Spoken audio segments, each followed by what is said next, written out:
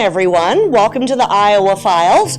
We have to thank our members and donors, the West Des Moines Public Library, the Friends Foundation of the West Des Moines Library, and Bravo Greater Des Moines for the funding that makes this series possible. So if you're a donor, thank you very much. If you're not, come see me at the end of the program, and I'll convince you that supporting your local historical society is well worth the time, well worth the investment.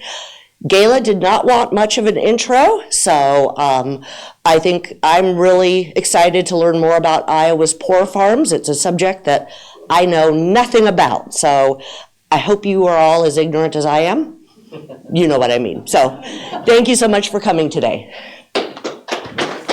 I am delighted to have been asked to come and speak with you about something that's always been near and dear to my heart, and that's a bit of the history of poor farms, county care facilities, et cetera, and how they progressed. And the first thing I want to do, though, is ask people in the audience, is there a specific reason that you're here, that what you wanted to hear, or what your experience is? I just got to talk to somebody who has some amazing stories that she could probably share up here with me that would be just as useful as mine. Yeah. Well, my ex-husband just broke down with the mental thing, and so first this hospital, finally they sent him to Broadlands because he was going to be sick longer than they figured. And I go visit him, and it just made me sick to walk on those floors in there. The people were just, and they looked very poor. I mean, they weren't in a hospital close or anything. And I think that's where the poor were treated in those days. We've really made quite a journey. Yeah, and I know. I'm a nurse, and I worked mental health for 4 years. And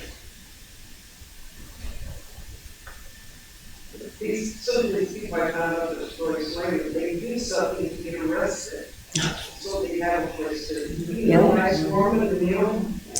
A definite break in our system causes people to be in a variety of places. Well, good. That's really interesting. So you have some firsthand experience with what that was like. Anybody else? Yes. I come from a little bit different perspective. My parents actually they called it back in that time a steward and a matron of the Hamilton County Home. And so from the time I was 5 days old until I was 16, I actually lived at the Ford Farm. And it was wonderful. I mean, I had a lot of, they thought I was their little sister. I was a baby and all like that. And then I grew up and I told her I didn't have to make my bed until I was 16. So it was, and my parents did a really good job. We had a lot of good community involvement. People came out to visit and did activities with them and things like that. We had a farm, and so there were dairy cows and pigs and chickens and so. Yeah. And I have 2 older brothers, so they were young, we all worked there, so we were a family there. And that's your story. It's going to be a whole lot bigger than the It goes all over the map. There were good ones that were ran very, very well, and others that weren't.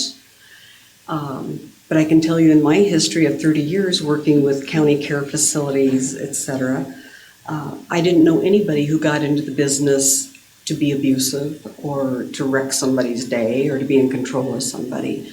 But there were definitely some that were substandard. So you're spot on with your observation, and she is too, because it really kind of, you could find a variety. My Bluebird troop here in Des Moines used to go to Polk County Home and play board games and talk to people. Absolutely. There were church groups and things like that that would come out.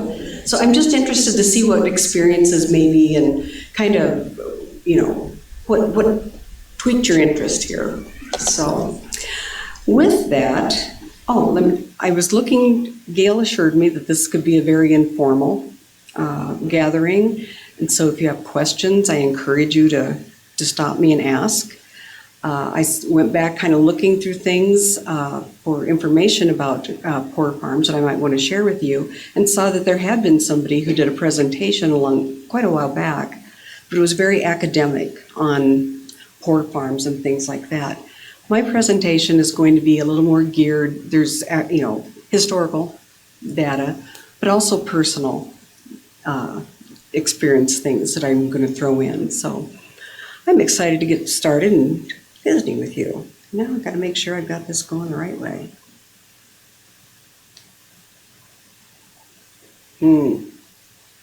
There. Up, down, you told me that. So kind of what I just got into is I'm going to tell you a little bit about myself and what my perspective is. My last job, I've been working as a consultant for a number of years, was working on home and community-based services, application and implementation with the National Disability Institute out of Washington. And I just left my job and actually fully retired June 30th. So it's been an interesting journey to kind of move away from that. And prior to that, I was a technical assistance liaison between Iowa Medicaid that has the responsibility of overseeing and implementing the rules for care facilities and other facilities and services that impact persons with disabilities' lives. And I worked out of the Iowa Provider Association. So we did a lot of work back and forth, but that also kept me in some of the county care facility settings, which when I started were a large group, because every county here in Iowa had one. So at one point there's 99. But that's kind of where that went. And then this is the Story County Care Facility perspective. And I was telling somebody, she asked me, how I got into this. And in 1978, I had graduated from Iowa State with a degree in English education, secondary, and psychology. I took these psychology courses because I kept my grade point up, and I just thought it was, just really fun, but you couldn't get a job with that. And then I had an experience in the classroom, and I found out the students weren't exactly as I had envisioned them to be, not quite as interested in literature as I'd hoped, and the environment was like, it just wasn't what I expected. So I picked up my resume and thought, well, maybe I have to do something else, and started in on the psychology, trying to use that as my in. And there was an ad at the Story County Care Facility for a program director, activity coordinator. And so I responded to that, and that's where I found my people, my niche. I started there in '78, and I loved it. It was the most incredible opening of a door for my career, my journey in the workforce. So I worked there as their program director, and then I worked for a year as the assistant director, and then I was the executive director of the care facility from 1982 to 1988. And in 1988, our care facility closed. We tore down the building and everything, and we moved everybody into the community, into individual apartments and a couple of small group homes and things. So, and I left that job in 2012. So I'm privileged to have gotten to see this entire history, I think, unfold. So I hope what I'm going to share with you is going to be interesting. Oh, I went the wrong way again. So Iowa Pork Farms, county care facilities, what we're going to talk about today is what role did the pork farm care facility play, who lived there, what their daily life was like. You could probably pitch in at any point. I would welcome any input that you'd like to share. The impact on institutions, things that changed how they functioned, funding and rules, the gradual shift in purpose, and what's become of the county home. When Gail contacted me, she said people were interested in knowing what happened to them. So we'll talk about that too.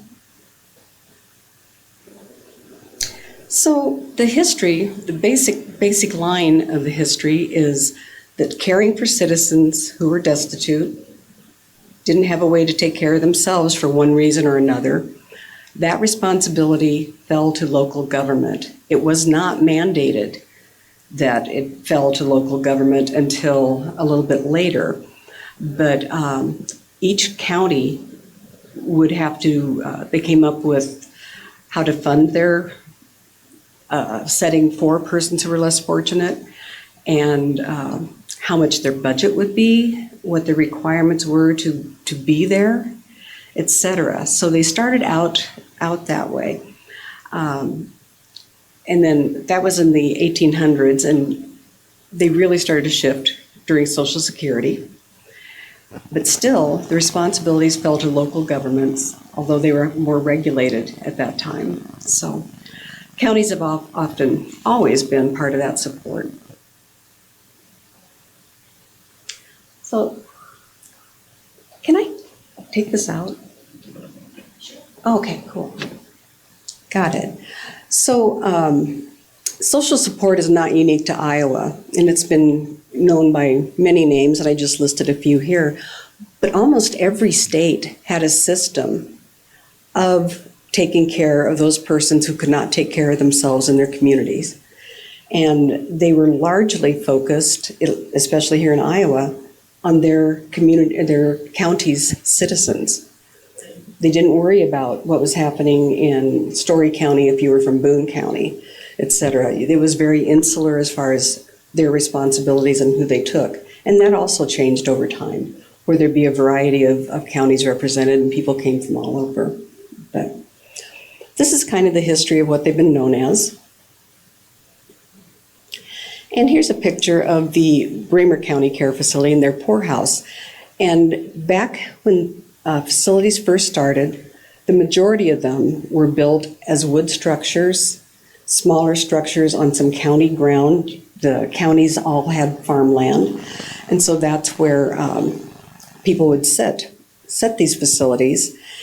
And the people lived there, and at that time, farming was not associated at all with the poorhouse, which is what they called it then. And just people could be there for short or longer term support. It just depended on what people needed.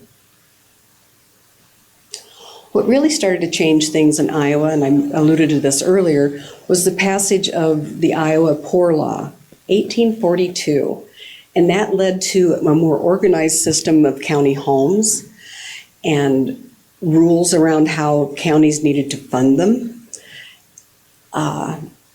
et cetera. And it specifically identified persons with mental illness, intellectual disabilities who didn't have family support. Because if you did have family support, it was expected really that your families would take care of you and you would not be living in this setting.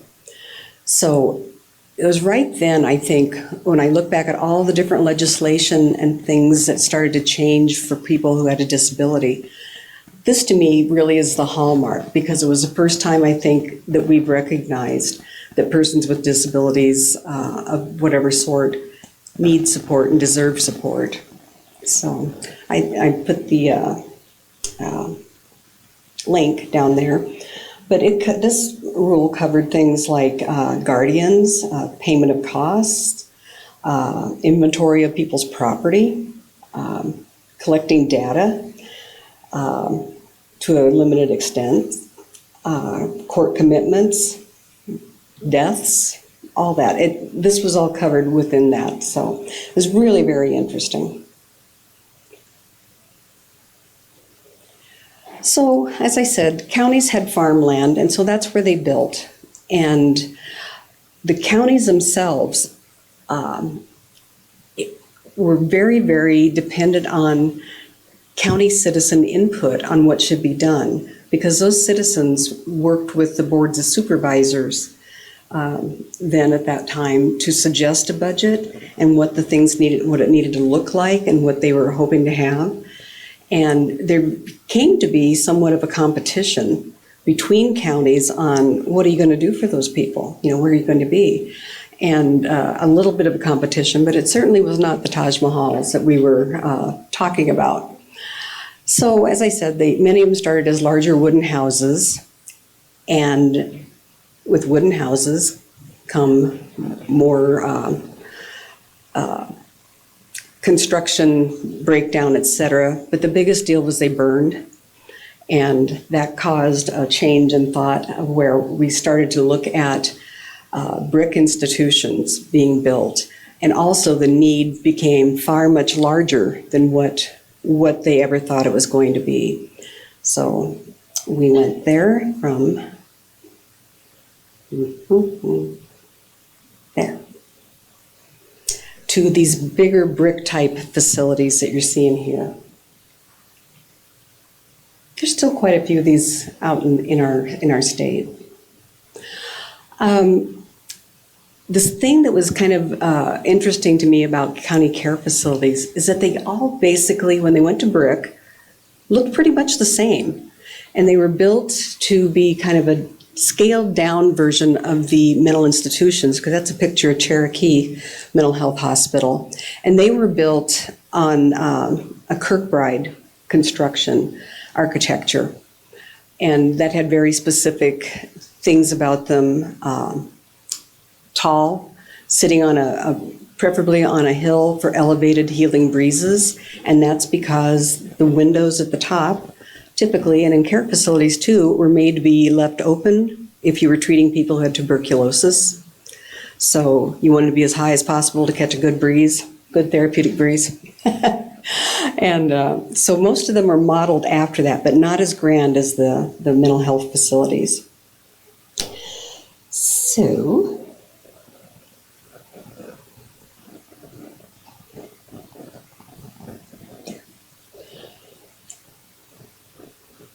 caring for citizens who were destitute, as I said, fell to local government. And the category of destitute encompassed a variety of situations. Destitute included people who'd fallen on hard times. And I don't know if your family ever said, if we don't knock it off, we're going to end up in the poor farm. Statements like that, or, you know, don't send me out there. I gotta have a place to go when I'm ready to retire. I don't want to go to the poor farm, that kind of stuff. And persons who were elderly and didn't have people to help take care of them. Persons who were able-bodied but didn't have a means of personal support. In other words, something interfered with them being able to be gainfully employed.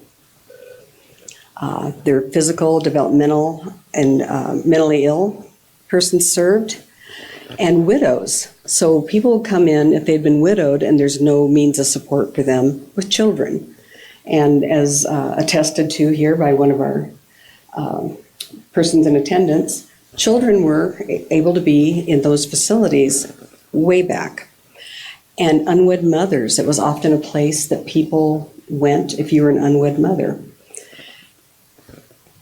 Orphans, again, children. And then there's a really interesting category of other. So others included a wide variety of people, and this is where I'm going to give you some of the anecdotal experiences that I had. And I started, as you saw, late 70s, 78, in there, and it was very common that the other category would include people that John Stark, the Story County Sheriff at that time, became a good friend, would drive up, have one of his patrol guys come up with the sheriff's car and say, I got one for you, Gay. And it would be somebody who maybe had committed some sort of a minor offense, etc., was wandering around, seemed to be drunk, disorderly, whatever. And they were dropped off for us to care for on kind of an interim basis.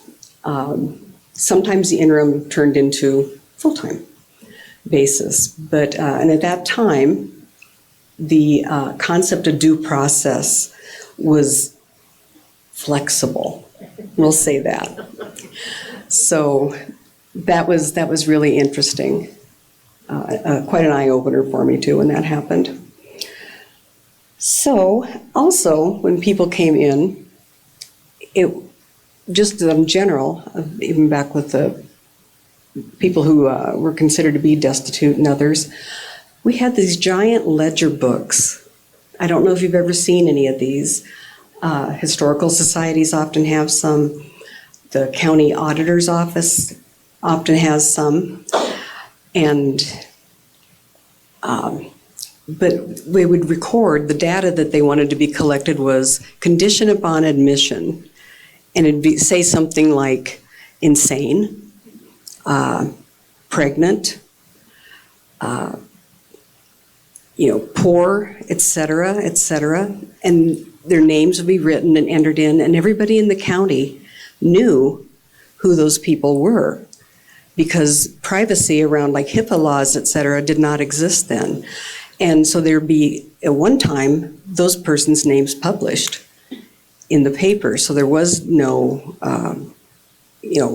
anonymity to that at all.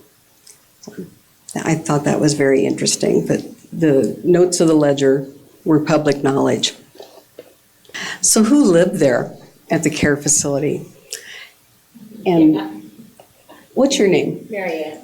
As Mary Ann explained, there was a superintendent and a matron often, or they were called administrators, but they typically lived on site, including living directly in the facility.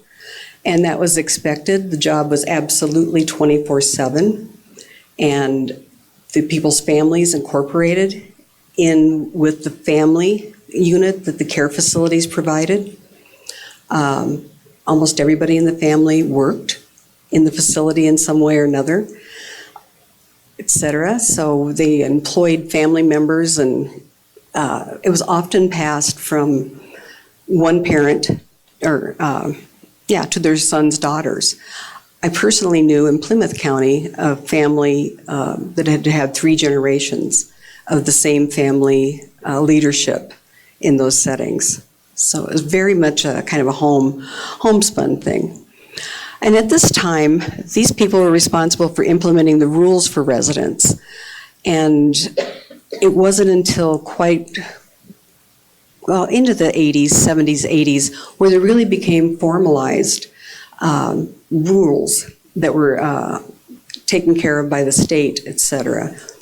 Up to this point, it was pretty much what the administrators, et cetera, thought they needed to do to run the facility well, which speaks to the experience that you had, where you came into a horrible situation compared to Mary Ann, where it's like, that was home. This was nice, because it was left up to the persons running it at that point. Wasn't until a little bit later that people had to ascribe to the rules. So care facilities provided housing, medical care, basic needs, spiritual needs, socialization, community, and I want to highlight that because it really was family, a family unit. Some of those people lived there for the majority of their life, and it was a very close-knit community. Other people were there and then left, et cetera, but there were cores of people who were there. And stability. The interesting thing about this is that all fell back to the counties, because in the earlier times, before 1935, Social Security didn't exist. And so that was the linchpin that started changing. So you didn't see some of the same people show up, because there actually was a system of support for them. I have a question. Sure. If a person were to show up at one of these homes, and there's probably several people. Oh, thank you.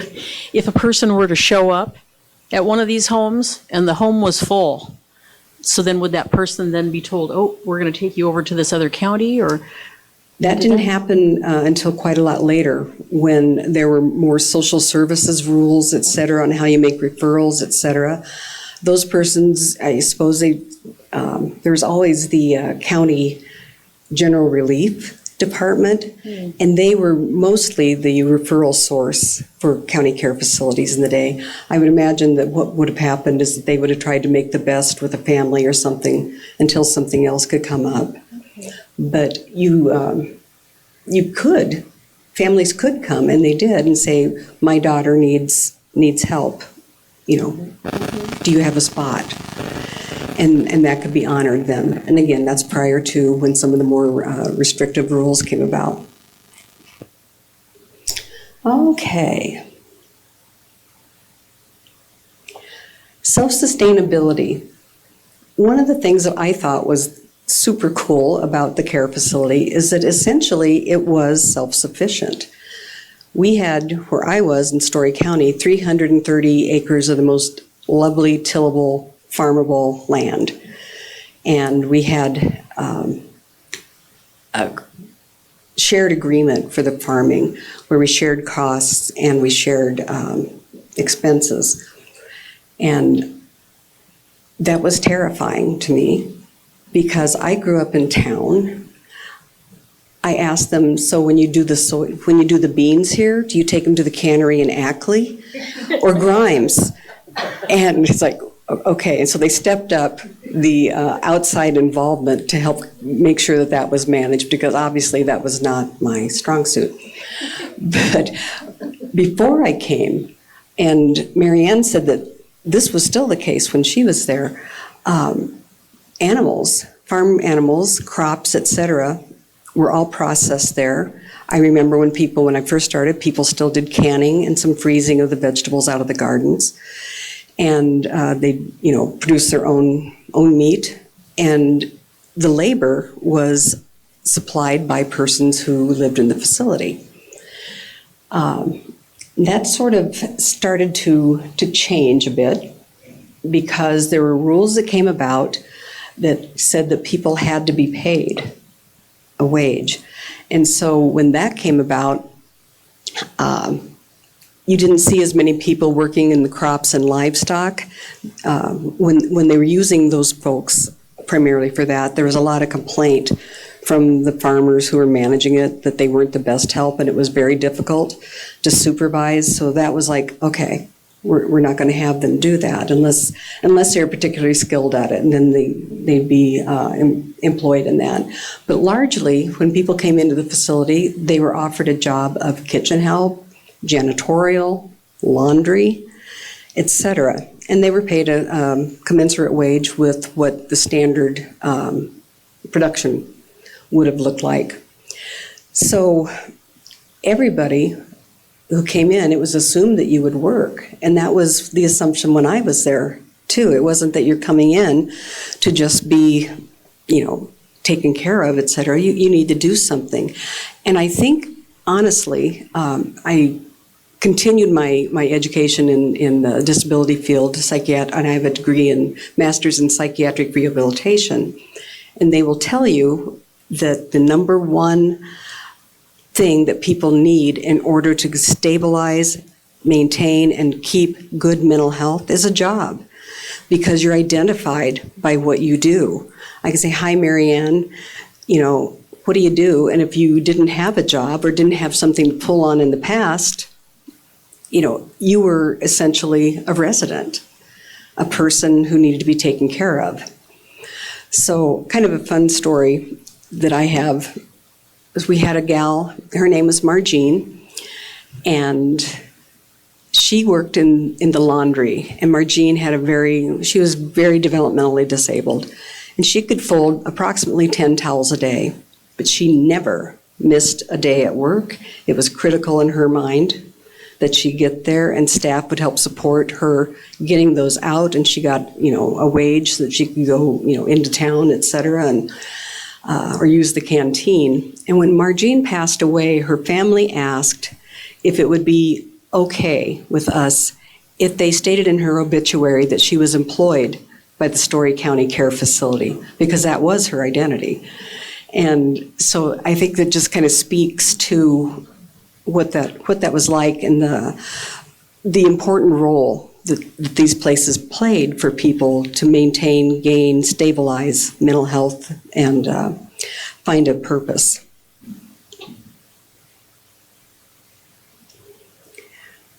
Okay, also who lived here, I think I kind of covered this a bit. They were persons who had mental illness or developmental disabilities as identified in the poor farm laws. And persons who were really seriously disabled. At one point, there was typically a separate facility on the grounds that would work as their asylum. And in Boone County, there was the brick facility, then there was this other wooden house that housed persons who were more challenging to have within the general population. And an interesting piece, if I brought it up here with me, and I might not have, but there was a fire that burned the asylum down in Boone County, and the reporting on it was phenomenally sensational, as I point down here. And they referred to people as insane,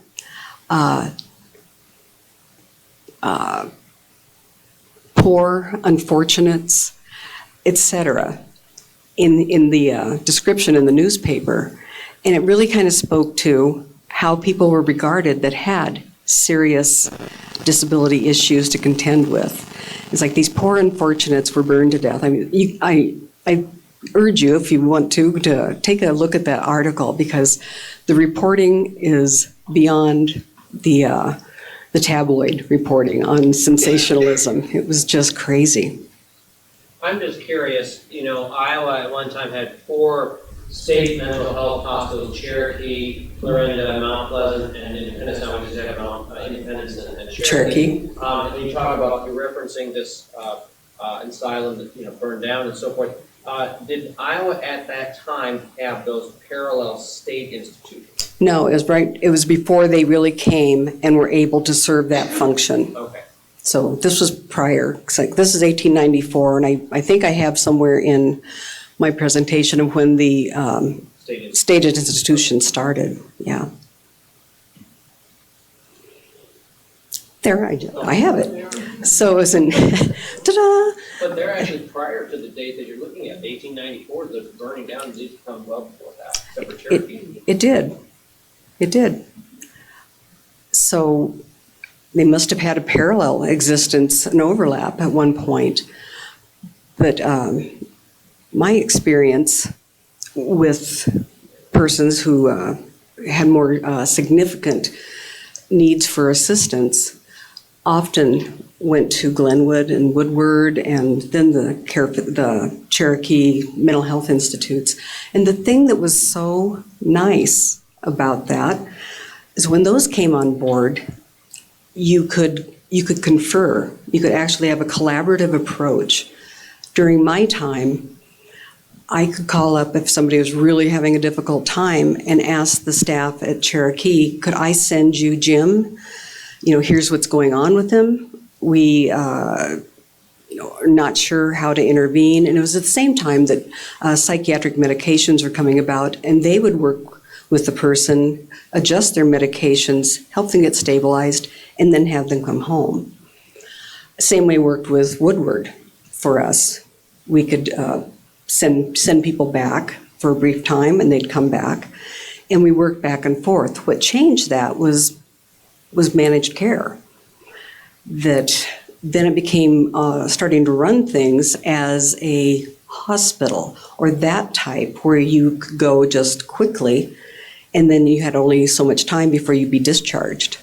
And that really changed that flavor. And I think that it's really, when I look back on things, one of the things that genuinely impacted who you could take, the kind of care you could give someone, because you didn't necessarily have a safety net. And I think that was one of the sad things in my book.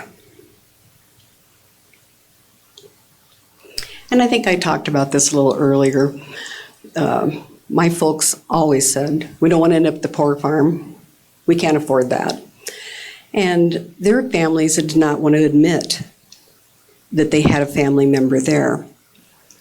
Another personal story on that, when I started, I met a lady, her name was Mary, and she had the last name of my grandma's maiden name. And I remembered my mom saying something about Aunt Mary and what happened to her, because I knew what happened to my grandma's other brothers and sisters, etc. She said, I don't know. She wasn't right, so I just don't know. And then I started to work there, see this name, and I went back to my mom, because confidentiality was not an issue at that point, and I said, do you think Mary is Grandma Ruth's sister? And she said, did some looking around, talking to other people. I was like, yeah. So I found my great aunt there. None of us, my mom didn't know for sure where she was at or anything, because it was just shameful that you had to take advantage of the poor farm, the care facility, etc., or that somebody in your family had a disability that required them to have some other sort of assistance than what the family could give. So that was a eye-opener for me. And we also had one person that we had that was kind of like that, where we had to promise, write down, never to take her into town, because her parents were very affluent in the Ames University community, and they wanted to make sure that nobody knew that their daughter was there. So, it's just sad, the stigma.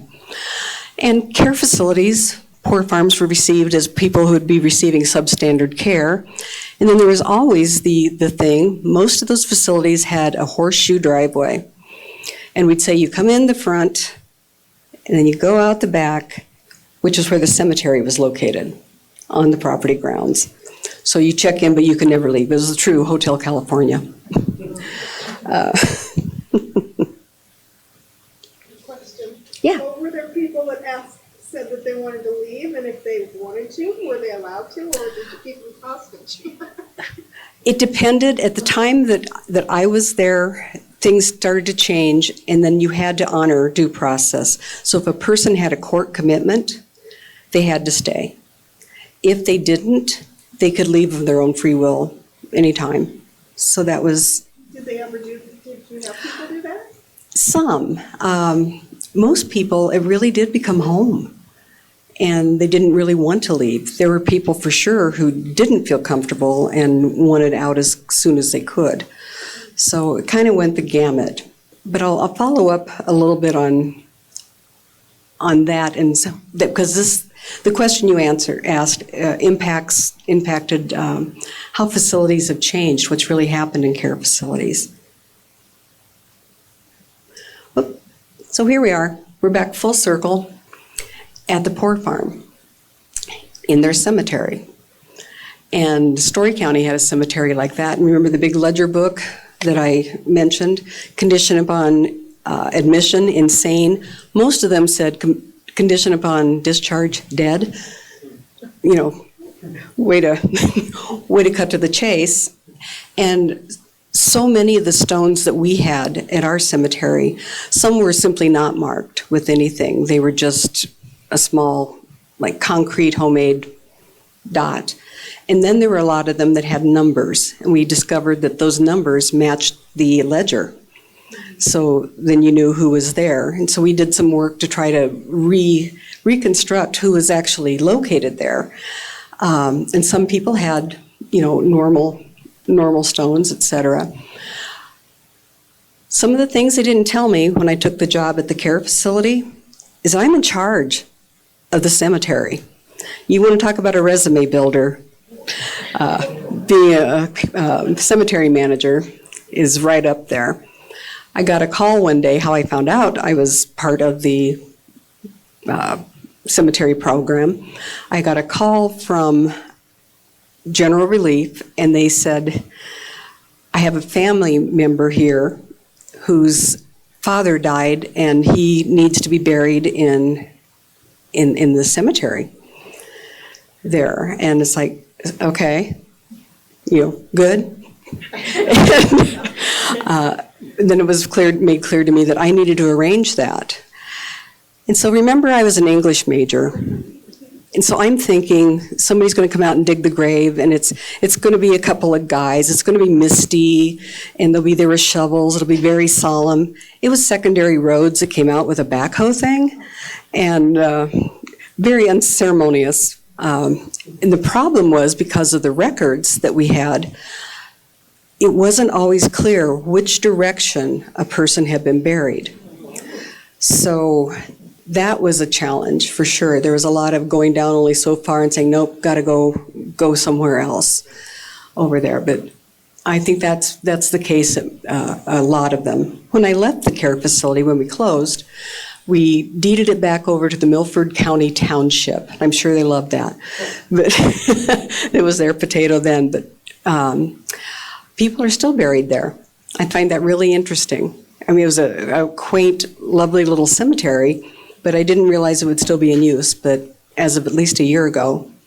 Well, was it for just the people that had lived at the county home or Fort Farm or whatever it was called? It was primarily built for those people, but it was also built for people who could not afford a funeral. Oh, okay. So if you couldn't afford to get a plot on your own, it came out of there. And I don't know if you're interested in this at all, but the thing that was really another eye-opener in how we regard people, et cetera, that when we'd have burials there, and they were paupers' burial is what they called them, the boxes that they used weren't really wooden. They were like this reinforced cardboard with flocking on them. And it was just like, it just, that's not right. Kind of a thing, but that's how that was. So. Do you think they can do what it was called, The vault? the vault? No. Later, we had vaults, but. So it was at a time that. Right. When it first started and was primarily populated, there weren't vaults.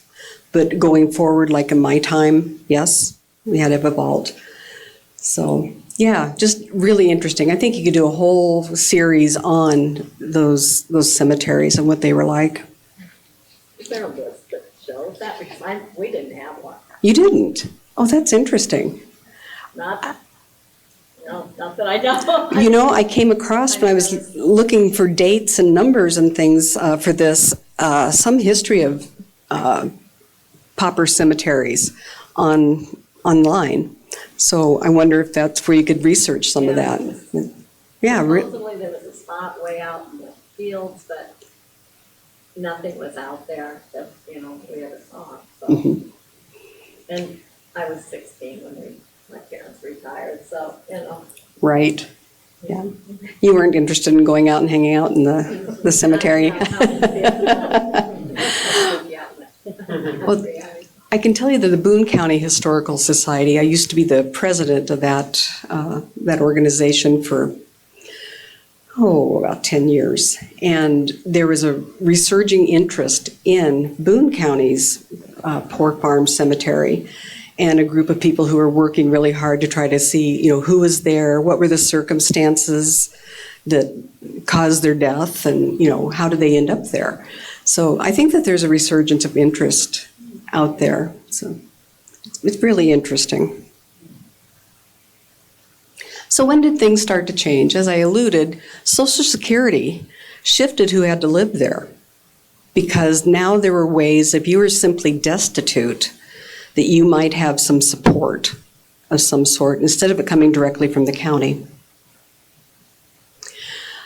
In 1938, subminimum wage authorized the ability to have people work at a less than minimum wage, and that was called 14C. And so a lot of people started to go to workshops and things like this and start to be incorporated into the workforce.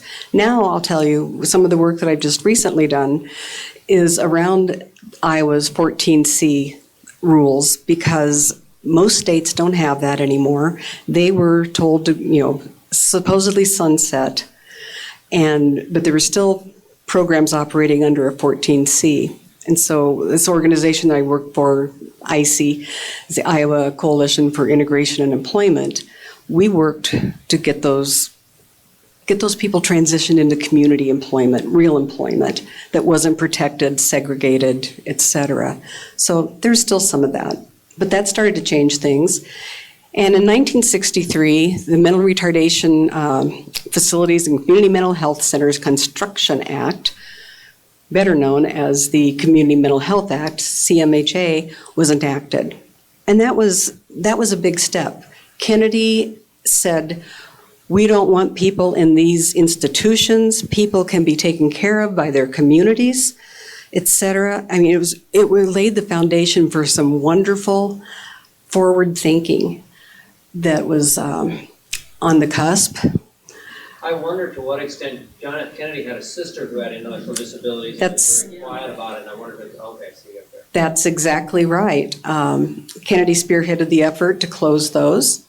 And it was great intentions, but it created a community crisis because none of the communities were prepared for that. We didn't have community mental health centers that could swoop in and help the person. We didn't have available housing. We didn't have staff organized around what does that person need and how are they going to get the medical care, et cetera, that they need. So it was a big false start. But fortunately, it's been picked up again. But that really was not the way it was supposed to go. So I kind of listed here what happened with that. So people who were discharged were turned back into their home communities, typically their counties, and they became a county problem again. And so we started to see a resurgence of persons being readmitted to county care facilities that hadn't happened before. And I'll tell you, most of the people that I knew, I can attest to this personally, with supports, they really didn't need to be there in that setting. But it was the best safety net that counties had at that point. I'm going to back up a couple here because, I mentioned the sub-minimum wage, and that started to change things around.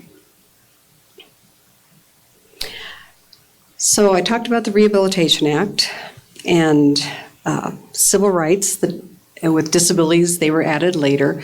The Rehabilitation Act really set things in play. This defined a person with a disability as someone with a physical or mental impairment that substantially limits one or more major life activities and has a record of such impairment or is regarded to have such an impairment. And this meant that those people were specifically identified through this that they needed support. It took out the destitute people. It took out you're an orphan. It took out all of that. And then the services became laser focused on persons who had a disability of some sort. So I just listed a few of the things that changed legislatively that has had an impact.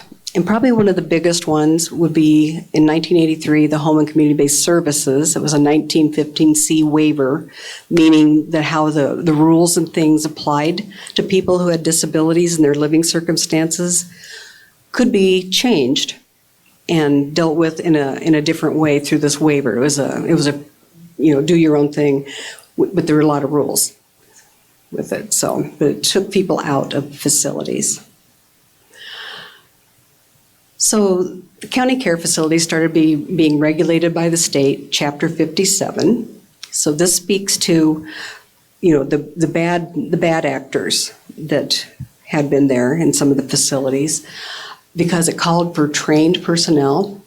There had to be a crisis plan. So if you had a fire, if you had something, there was something in place that you were going to do, where people were going to go, et cetera. There were thorough facility inspections. Prior to this, the state would show up and they could make suggestions. And it's kind of like how stop signs work or speed limit signs work on the interstate. 70 is a great suggestion, but, don't need it. So that was kind of how the rules were implemented previous, but when the state started doing this with meaningful facility inspections, they could levy fines, they could take a facility's license away, they could even file charges if there was gross negligence of some sort. So that was a game changer. And we started keeping medication records, incidents, and we were required to have care review committees. And the care review committee was comprised of citizens who might have an interest in the care facility, who would come and review all the incident reports. They would talk to the clients, to the residents that lived there, and ask them how happy they were and what was going on.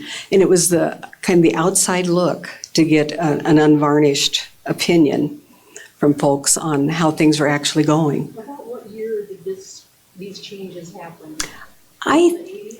Yeah, late 70s, early 80s, because they were in place when I started. But I know that it wasn't way far back when that was not the case.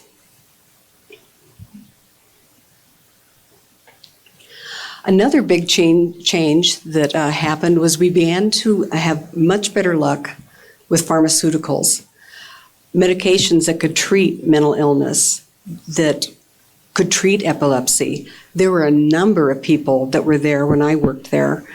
Their only reason for being there is they had uncontrolled epilepsy. And again, sad, because that's, there's other ways, so many other ways to be successful in your community without having to be there. So we first started seeing Thorazine and the bipolar disorder medication show up, and that started to really winnow some of the people who had to come to the facility.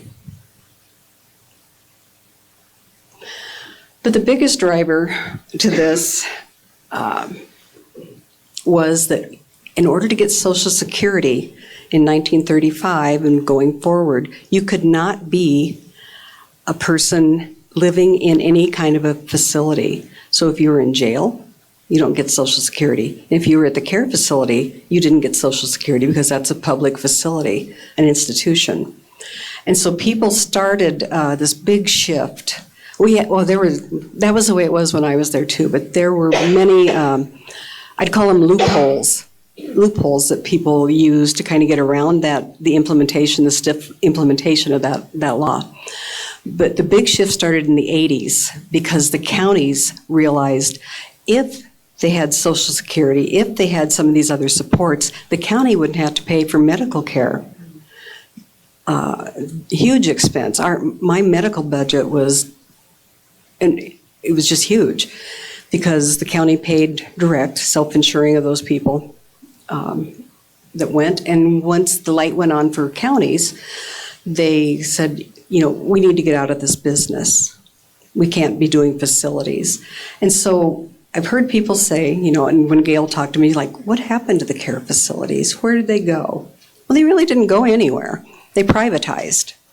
And so they might not be known as the Plymouth County Care Facility anymore, but they're known as the Pride Group. That's who they were.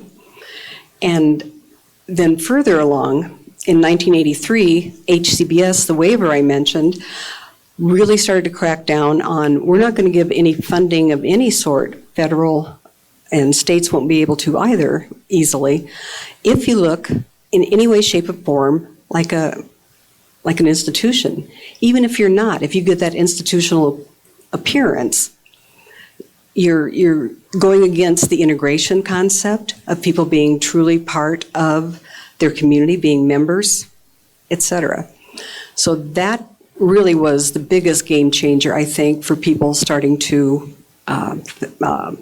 privatize.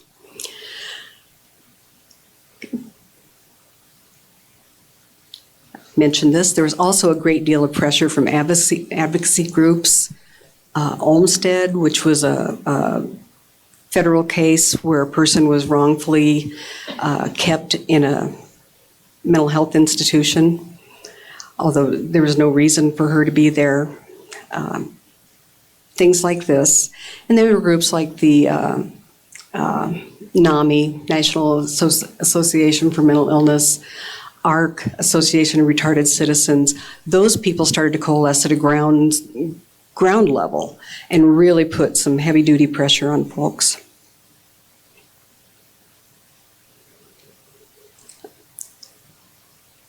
Further proof that the counties were done with county care facilities, there's an Iowa State Association of Counties, and all county services, the treasurers have their affiliate, the auditors, et cetera.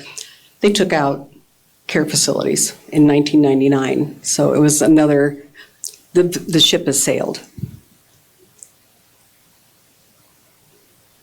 So what happened then were a lot of the facilities started to consolidate. I'm under here, these 4 facilities listed on the side had a transformation and all became part of Imagine the Possibilities, which is one of the largest providers in the state. And behind that concept was managed care, because it became really clear that being a mom and pop, a smaller person, you didn't have a voice at the table about the coverage and things that people would get and what kind of a payment you would get. So we were seeing a lot of facilities consolidate so that they can negotiate with managed care and actually be a recognized voice instead of being told this is what you're going to do. Other facilities became private facilities. In O'Brien County, they became Village Northwest. They are a lovely, delightful agency, good people, good missions, and they more or less restructured and closed parts of their old county care facility. They may have even torn that down by now, but totally went into the community and offer services there. Are these private nonprofits, or are they for-profit? They're both. The strong majority are not for profits, but that's starting to change with the consolidations and things like that. To be a for-profit back in when I started was like, if there were providers out there that did that, it's like, what? Why? Why would you do that? But yeah, so there's some other ones. Lynn County became the Penn Center, became the Abbey Center, and now they're owned by Unity Point. So these places didn't go away. They just transformed. Yeah. Do you know what the status is of the Madison County home? Because I drive past it on the way to Winterset. It says Madison County Farm, and building is there. I don't. Curious. Yeah. There's some of the ones I don't know what happened. Like Johnson County became a museum. Winnebago County is now a private residence. Somebody has taken that over and has that as their own deal. Dallas County has been taken over by the community college, DMAC, and they do a farming program out of there. So they've taken on all sorts of different missions and purposes, and the people moved into the community. Our facility, we were considered a little outside the dots, but we started to experiment early on with moving people into the community. Not because I had a noble vision, that was not it at all. I'm slightly embarrassed to explain where it came from, but we had a guy who was just horrible. He was so mean and took advantage of all the persons who had developmental disabilities, take their money, take their stuff, push them around. And one day we were talking, it's like, we just wish we could get him out of here, but we didn't have a way to discharge him. So we thought, what if we paid for him to live in an apartment? Because when you do the math, it was cheaper, really, and he didn't need a whole lot of intervention. He needed somebody to give him his meds, make sure he took those. And so we moved him into the no-tell motel area in Nevada, and he set up his place there. And I had staff that on the way to work would go and drop him off his medications, and somebody would check in on him on the way back. And he was the happiest, nicest man on the planet. He hated being at the care facility. So, and that was like the ding, ding, ding, ding, ding for us. Do you know what he had done? Like, was he an old grumpy farmer, or what had he done? He was I'm related to old grumpy farmers. Yeah, I think he was one of those guys that just would do stuff to end up in jail. so that he had a place to be. And so it was really difficult to find a mental illness for him, et cetera. But he ended up there just because he'd been in the system for a long time. So we moved him out. And it worked so well that we started moving everybody out. And the first thing we did was started to rent individual apartments within a complex and move people out. And at this time we were still Story County, because what we were doing, those were not facilities. Those weren't institutions. They were homes in the community. And so it allowed them access to their Social Security and all the other things, the HCBS funding, et cetera. And so ultimately we transitioned everyone out of our facility. And that's where the program is today. So we had 77 people, and we moved 74 out at the end, and the program now exists within the community. The program, however, there's my timeline. Story County is a poor farm care facility community. And then the program we did in the community was called Story County Community Life, because we were part of the county system. But then it was privatized because the supervisors that came in really felt like they needed to not be part of the care delivery system. And so now ResCare, which is another large organization, provider organization, has taken that over, but all the buildings are the same, and so on and so forth, and it carries on. So, let's see. Well, the end, but not the end, because the reputation lingers. There are so many. Our facility, the Paranormal Society, asked to come out and get their vibe on all the horrible things that happened, and I know that Boone County had that too, and so I'm guessing that most of the facilities around, after they were not inhabited anymore, that became like, these were insane asylums. They were, torture, etc. They didn't really have anything to report after ours. So, whatever. But I'm sure it made for an interesting night or two that they spent out there. The facility that we had was torn down, and this is the case for a lot of them. You won't find those brick facilities anymore. And typically the materials were sold. Ours, an Amish organization, came and collected all the brick and the ceramic type tiles that were on the roof. They were a terracotta arched tile. And they very carefully took those down, and I assume used them for their building projects. So there was a market for a good deal of this stuff.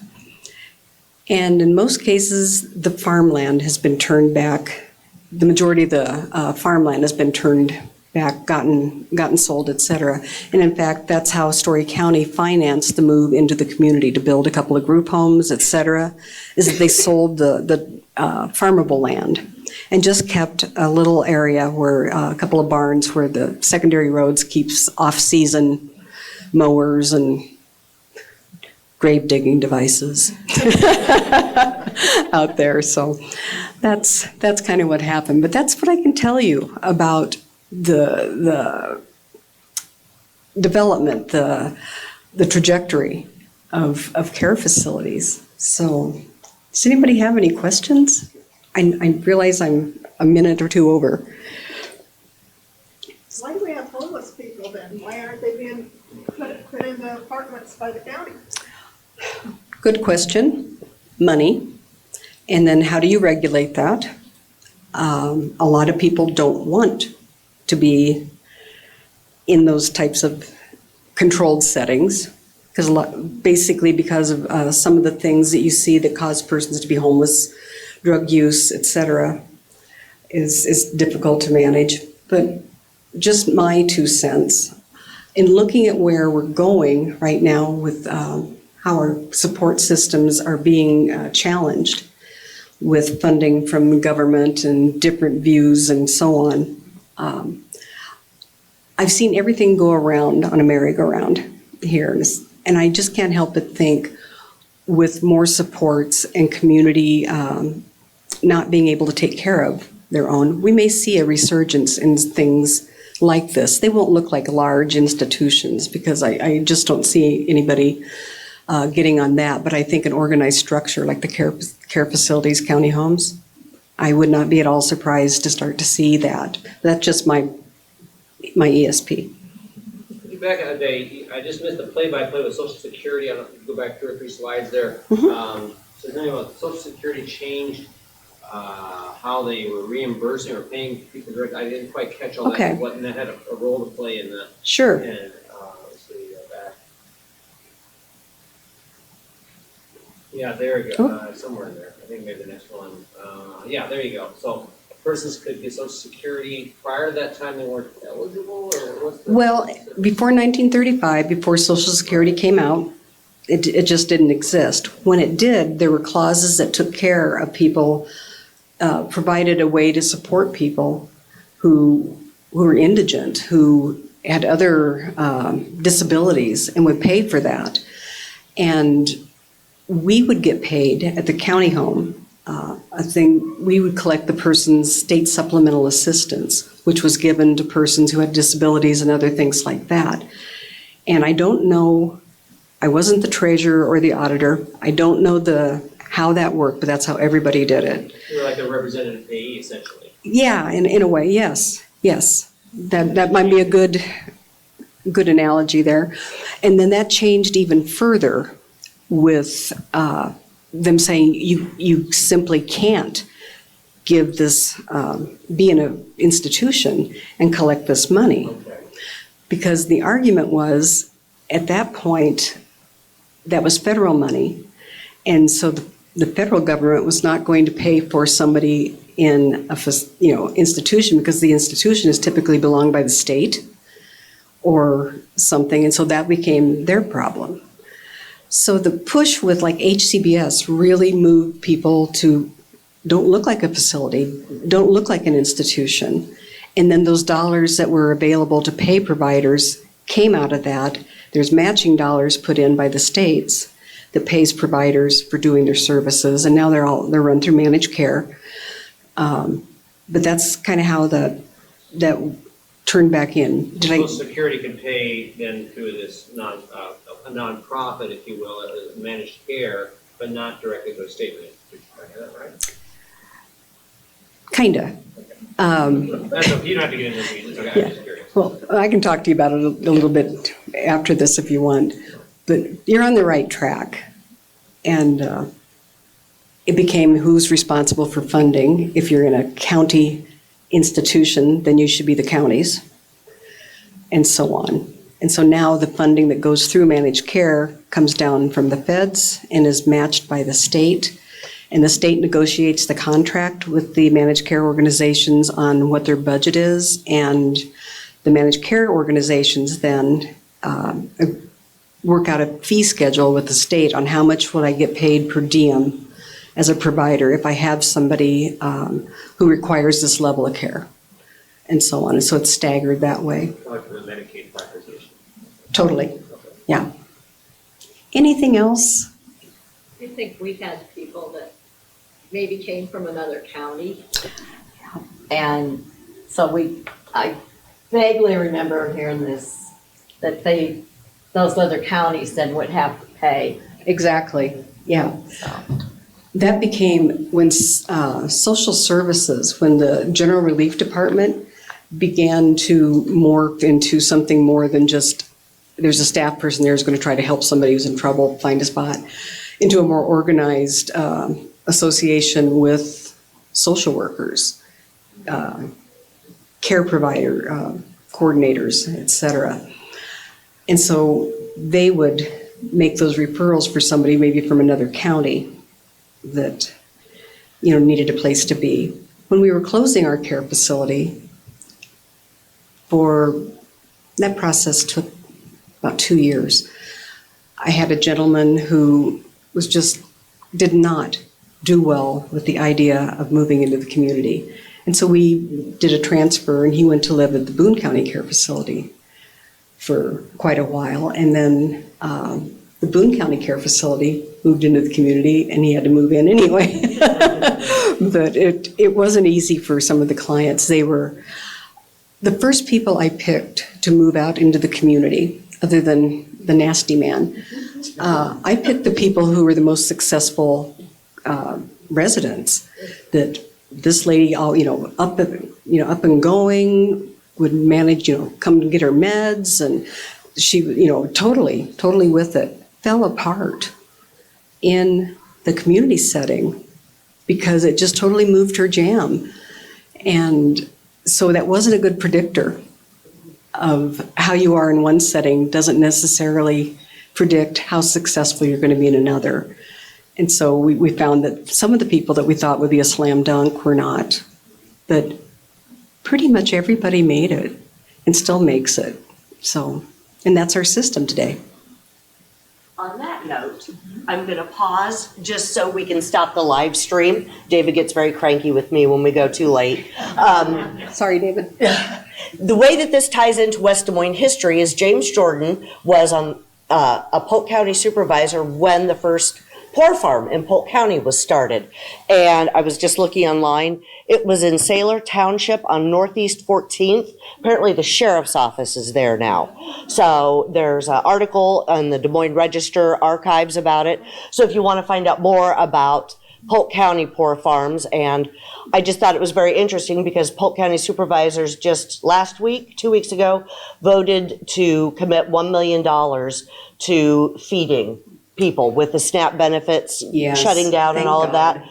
So what you were saying about it being a merry-go-round, yeah, what goes around is coming around. So there is no Iowa Files in December, but I hope you consider joining us at our Home for the Holidays event, which is Saturday, December 6th from 1 to 3. The Jordan House is getting all decorated up, and we will also be decorating the Bennett School, and I'll be doing crafts with kiddos in the basement. So thank you so much for joining us today. And again, if anybody wants to know more about becoming a member, come talk to Gail. So thank you very much and have a great day. Or do you have to?